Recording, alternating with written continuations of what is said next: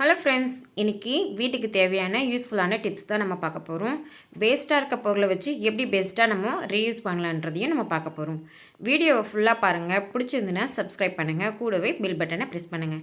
நம்ம சேனலில் நிறைய டிப்ஸ் வீடியோ, ரீயூஸ் வீடியோலாம் நான் போட்டிருக்கேன். மறக்காமல் போய் செக் பண்ணி பாருங்கள். ஃபஸ்ட் டிப்பு, இது போல் நம்ம மூடி ஒன்று எடுத்திருக்கேன். இது வந்து ஸ்வீட் பாக்ஸ் மூடி. இதில் வந்து இது போல் ஒரு ஜார் தான் நான் வைக்க போகிறேன். இதில் நம்ம எண்ணெய் ஊற்றி வச்சுருக்கனால அந்த எண்ணெய் வடிஞ்சு நம்மளுக்கு எப்போவுமே வந்து செல்ஃப்லலாம் ஆகிடும். இந்த மாதிரி மூடியில் வச்சு இது போல் எண்ணெய் பாட்டிலுங்களாம் நம்ம வைக்கும் போது எங்கேயுமே ஆகாமல், செல்ஃபில் எங்கேயுமே கீழே தரையிலலாம் ஆகாமல் க்ளீனாக இருக்கும். யூஸ் பண்ணி பாருங்கள். அடுத்த டிப்பு, இது போல் ஒரு பாட்டில் ஒன்று எடுத்திருக்கேன். அது நம்ம இதில் இருக்க ஸ்டிக்கரை நம்ம வந்து பிரித்து எடுத்துடலாம். இப்போது இதில் வந்து நான் கலர் பண்ணிக்க போகிறேன். உங்களுக்கு எப்படி விருப்பமாக இருக்கோ அந்த மாதிரி கலர் பண்ணிக்கோங்க.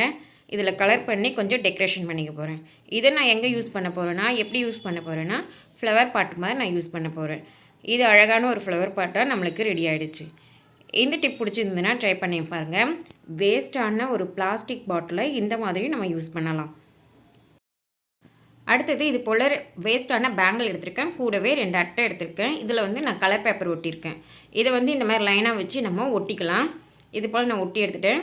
இந்த அட்டையில் வந்து இது போல் மூடி வந்து ஒன்று ஒட்டி வச்சுருக்கேன். இப்போ இதில் அழகாக நம்ம டெக்கரேஷன் பண்ணியாச்சு. இதை நான் எதுக்கு யூஸ் பண்ண போகிறேன்னா, நம்மக்கிட்ட இருக்க சின்ன சின்ன கிளிப்பு, ஏர் கிளிப், அதுக்கப்புறமா பார்த்திங்கன்னா சேஃப்டி பின்னு, இந்த மாதிரிலாம் நம்ம போட்டு வச்சுக்கலாம். வேஸ்ட்டாக நம்ம வந்து போடுற இந்த பேங்கில் இது போல் நம்ம யூஸ் பண்ணலாம். ட்ரை பண்ணி பாருங்கள். அடுத்த டிப்பு, இது போல் கொலுசு எடுத்திருக்கேன். இந்த கொலுசு பார்த்திங்கன்னா ரொம்ப அழுக்காக இருக்குது. இது வந்து சில்வர் பெப்பர். இது வந்து நம்ம சப்பாத்தி இது போலாம் வாங்கினா நம்மளுக்கு கடையில் கிடைக்கும். இது கூடவே இது போல் சோட்டா மாவு எடுத்திருக்கேன். இப்போ இதை வச்சு தான் இந்த அழுக்காக இருக்க கொலுசை நம்ம புதுசு போல் வெள்ளையாக்க போகிறோம். அதுக்கு நான் அடுப்பில் வந்து தண்ணி போட்டிருக்கேன். தண்ணி சூடாகிறதுக்காக போட்டிருக்கேன். தண்ணி நல்லா சூடாகணும். இது வந்து நல்லா சூடாகட்டும். நான் வந்து நிறைய வீடியோ பார்த்தேன். அந்த வீடியோலாம் பார்த்திங்கன்னா கொலுசு நல்லா வெள்ளையாகிறதுக்கு தயிர், புளிச்ச மாவு இதெல்லாம் போட்டு ட்ரை பண்ணியிருந்தாங்க. நான் அதை ட்ரை பண்ணேன். ஆனால் அது வந்து யூஸ் ஆகலை. இப்போ தண்ணி சூடாயிடுச்சு. இதில் வந்து இந்த சில்வர் பேப்பரை நம்ம வந்து சுருட்டி அது உள்ளே நம்ம போட்டுக்கலாம். நான் சொல்கிற மெத்தடில் நீங்கள் செஞ்சீங்கன்னா உங்கள் கொலுசு வந்து நல்லா வெள்ளையாகிடும். இப்போ இதில் வந்து சோட்டா மாவு நான் கொஞ்சமாக போட்டுக்கிறேன். அதோட இந்த கொலுசையும் போட்டுக்கிறேன். இப்போ நான் வந்து ஸ்டவ் ஆஃப் பண்ணிடுறேன். ஸ்டவ் ஆஃப் பண்ணிவிட்டு இதை மூடி ஒரு அரை மணி நேரம் நம்ம வச்சிடலாம். ஒரு 1/2 hour கழித்து பார்த்திங்கன்னா இது போல் தான் இருக்கும். அதுலேயே பார்த்திங்கன்னா அழுக்கு நல்லா தெரியுது பாருங்கள். நான் எதுவும் செய்யவே இல்லை, அப்படியே அதுலேயே அழுக்கெல்லாம் வந்துருச்சு. இப்போ நம்ம லைட்டாக எதுவுமே செய்ய வேண்டாம். எந்த சர்ப்போ இல்லை ஷாம்பு எதுவுமே போட்டு தேய்க்க தேவையில்லை. வெறும் ப்ரெஷ் மட்டும் போட்டு தேய்ச்சா அது இன்னும் இருக்கிற அழுக்கெல்லாம் வந்துடும். அந்த சந்துக்குள்ளே இருக்கிற அந்த கொலுசோட சந்துக்குள்ளே இருக்க அழுக்கெல்லாம் வெளியே வந்துடும். இப்போ பாருங்கள், நான் தேய்ச்சிட்டு காமிக்கிறேன் பாருங்கள். அந்த ப்ரெஷ்ஷே வந்து கருப்பாக இருக்குது பாருங்கள். கொலுசு பார்த்திங்கன்னா உங்களுக்கே நல்லாவே தெரியும். நல்லா அந்த அழுக்கு போய் வெள்ளையாக தெரியுது பாருங்கள்.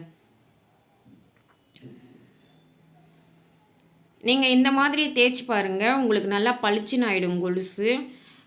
கருப்பாக இருக்க கொலுசு பழசாக இருக்குது அப்படின்னா இது போல் நீங்கள் ட்ரை பண்ணிங்கன்னா நல்லா வெள்ளையாக புதுசு போல் ஆகிடும்.